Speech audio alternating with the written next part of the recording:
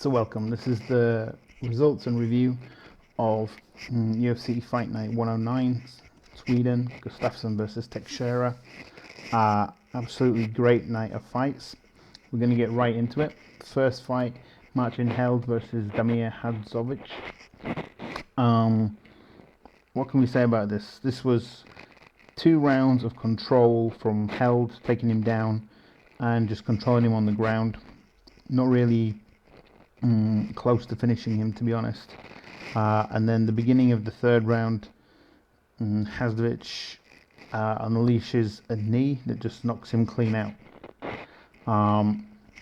Comeback of the year contender maybe, but we're seeing a lot of this when people are shooting and then the knees coming up. I think this is certainly going to make a lot of wrestlers and grapplers think, and rightfully so. It was a great win. Went against my pick, but I'm not mad about it. Next up, we had Darren Till versus Ayari, and I have to say, this was one of my favourite matches that's been made recently. This was a great matchup. Till did come in 6 pounds overweight, which was distressing, but he's been off for quite a while. It's good to see him back, and hopefully he'll have a bit of a run now in the UFC. There were lots of lefts from Till, single left shots, a couple of head kicks as well. In the first round, he took him down and he also tripped him. So round 1 I gave to Till. Then in the second, he hit him with a couple of left hooks. And actually from the bottom, I was really impressed with Jay. I thought he did really well. He went for a triangle, he went for an armbar. Till actually disappointed me. He grabbed the top of the fence to stop a takedown in the second round. But at the end of the round, he dropped him again. So round 2 to Till. And then at the beginning of the third, they showed a great deal of respect for each other, which was very deserving. Great fight, and they hugged each other. But all you can say is that the German has a hell of a chin on him. There was a bit of an eye poke from Till. He caught the guy in the eye. I don't think it was as bad as it looked, because he cut him open already from shots. So it wasn't a shot that cut him open, but 30-27 decision to Till. It was a great match. It's great to see Till back, but wow, the chin on this guy is unbelievable. I think both guys came out of this looking better than what they were going into it. Next up, the first of the Swedish fighters on the card, Nicholson against Bojan Velasquez. What can we say about the first round? Top control to Misaki maybe won this. It wasn't very exciting. The second round, Velasquez scored a takedown. There wasn't a lot happening. There was a lot of throwing, but not a lot of landing from what I felt. And then the TKO came from Velasquez. Absolutely stunning. This is really one worth going back and watching if you missed this. It's a beautiful right hook. Now, Misaki was the literal embodiment of rubber legs, and from my opinion, the referee, when you see a fighter like stumbling around like that, he looked literally drunk. Now, punch drunk and looking like this is when the referee should step in and not make it go any further. Obviously, Velasquez continued because the fight wasn't stopped, but I put that on the referee. Who was up next? Up next, we had a change in the card, because this was supposed to be Marbek Tusimov against Joaquim Silva. However, Swedish fighter Mad Dog Madi stepped up on short notice to take the fight, and wow, did he ever step up. He was super aggressive in the first round, pressuring a lot. And in the second round, there were a lot of great exchanges. Very, very tough to score the second round, I felt. And then the third round, Neto, the Brazilian, opened very strongly. Mad Dog muscled a big takedown, and then, they went back and forth a little bit. I did feel that Silva finished much stronger, and I think the second round could have gone either way, and the judges felt the same way, I think, because the judges had it as a split decision to Silva. So even though I predicted Silva by a split decision and possible fight of the night, it was against a different fighter, so I don't know how much credit I can take for that. But yeah, that's another good fight to go back and watch. Next up was Trevor Smith versus Chris Camozzi, two very experienced grapplers. And actually, I missed the first round, so I can't tell you too much about what happened there. We had some builders in the house today, and I needed to step away for a moment. The second round, Smith dominated. The third round was pretty tired, grinding, kind of not very entertaining fight. Camozzi looked like he'd lost the will to fight, to be honest. From the scores, I guess Smith dominated the first round too. I don't know what to say about this. I wasn't overly impressed with this fight, but that's possible just in context with the brilliant fights that we had up to this point. Then we had what I was calling the Battle of the Bangers, Jack Hermanson against Alex Nicholson. And what could I tell you about this one? Well, actually that wasn't the next one up, sorry. The next fight up was Damien Stasiak versus Pedro Munoz. This is a very active first round and second round. Very difficult to say who was winning what. Maybe Stasiak I had down in the second round. Munoz went a lot better in the third round. Some really hard leg kicks and some nice shots. Actually, Munoz won by decision, but back to the Hermanson and Nicholson fight. Hermanson ground and pounded Nicholson into submission.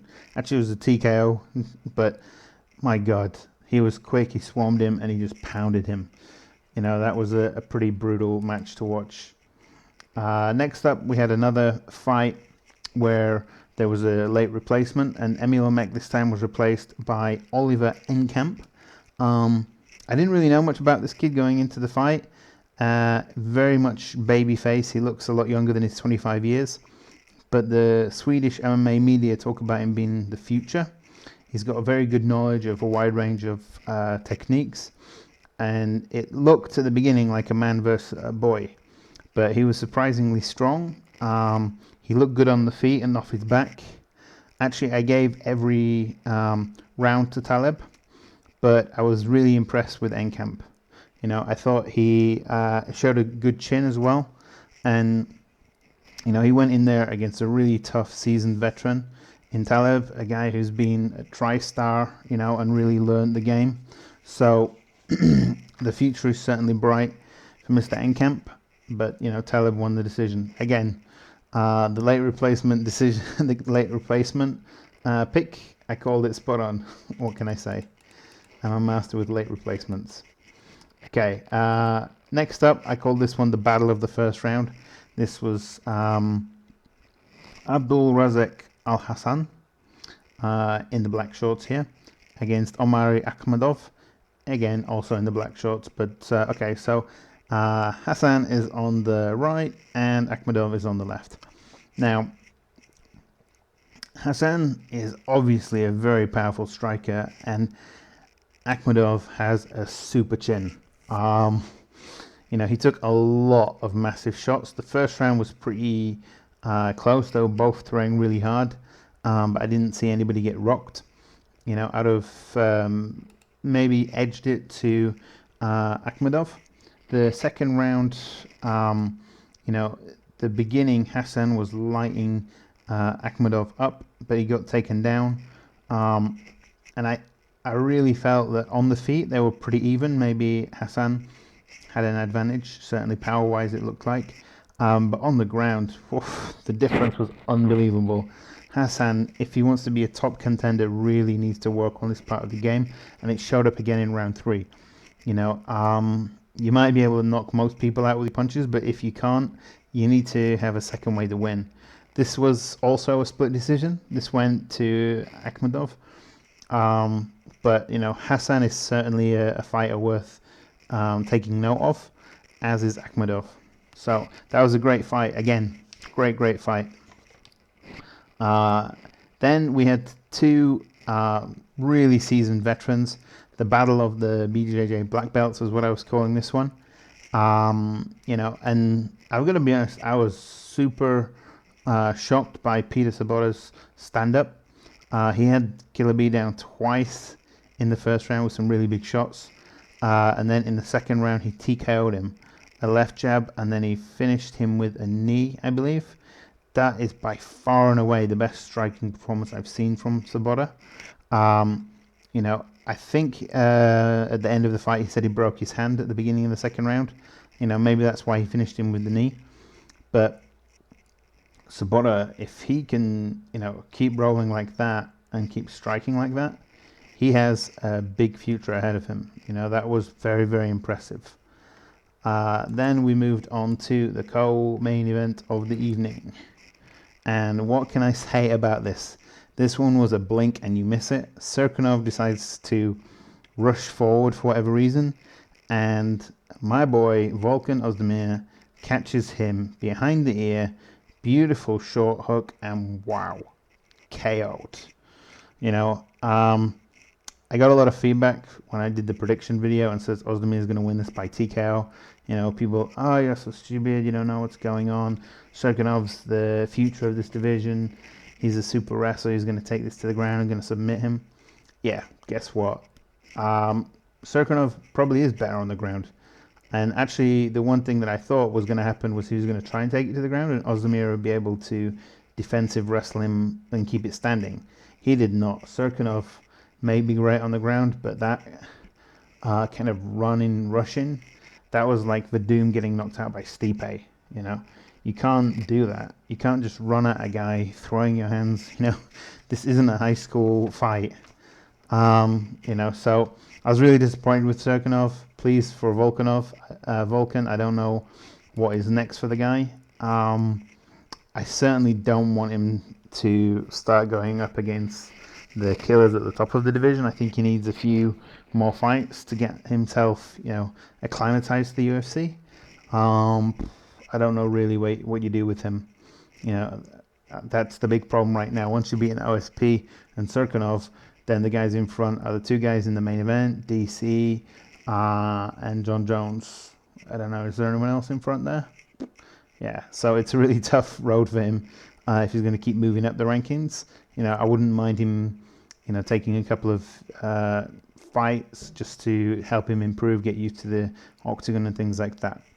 Talking about the main event, wow, you know, I did pick Mr. Gustafsson by TKO, and it took him 5 rounds to get there. But what an absolute display of striking from Mr. Gustafsson. Now, I know some people are going to say that Gus was running from Glover, and he was. There's no defending that, but he was getting out of the way of getting beaten up, you know, so he was using his speed and footwork to get out of the way. He was using his speed and footwork all night to get in range, hit Glover, and then get out. Now, there seemed to be a pretty nasty eye poke in the first round, and throughout the fight, I did see Gustafsson pawing with his fingers out again. So, I mean, like, I was pretty disappointed with that. You know, as far as I'm concerned, that should be a point deduction. As things went on, it wouldn't really matter anyway, because Gustafsson probably won every single round. Teixeira stayed in there, though. The guy's got a hell of a chin on him. He's obviously a dangerous puncher. That's why Gus was on his bike a lot. But, I mean, this was mainly Gustafsson beating him with punches from range. He threw in a few kicks, some elbows, a few spinning kicks to the gut. But yeah, the 5th round came around, and Glover was looking pretty good to say he'd been beaten up for 20 minutes. But, you know, there was a huge uppercut, and now I start to wonder about Glover. You know, he's got cracked by Anthony Johnson. He got cracked here by Gustafsson. Where does he go from here? You know, do we put Glover in there against Volkan? I don't think so, because I think Volkan can KO him. You know, so what do you do with him? You know, does he drop down? Does he maybe go to the, you know, because he's still a pretty good name fighter and he's still got a good record. But obviously he might benefit from some time away. Now Rory McDonald just took quite a bit of time away to let his nose heal up, and when he came back, he looked like a beast. Glover doesn't necessarily have the benefit of his being Rory McDonald's age. I think he's 10 years older than Rory. So obviously any time away is lost money, lost possibilities. But as things stand, Glover is not going to be back in the title picture. He's going to be fighting guys to remain in the top 10. So maybe a little break works for him, you know. I think he seems very apprehensive, you know. He wanted to do a lot more wrestling and things like that. He had some chance when Gus was on top of him, maybe to show off this BJJ. But he didn't really manage to do anything. Gus was beating him up from in the guard. You know, I don't know. I certainly don't want Glover to get cut. And if he doesn't want to retire, then that's fine. You know, he can keep fighting. But maybe someone towards the bottom end of the top 10 or top 15, I think, is required now. Yeah, it's been a big night for the light heavyweights. And, you know, it keeps rolling. The UFC is very busy. So, great show. I hope you enjoyed it. Please give me some feedback. Let me know what you thought of the graphics and stuff like that and what you'd like to see in the future. Yeah. And it's finished early for once. It's not 6 o'clock in the morning. It's 10 p.m. where I am. Great stuff.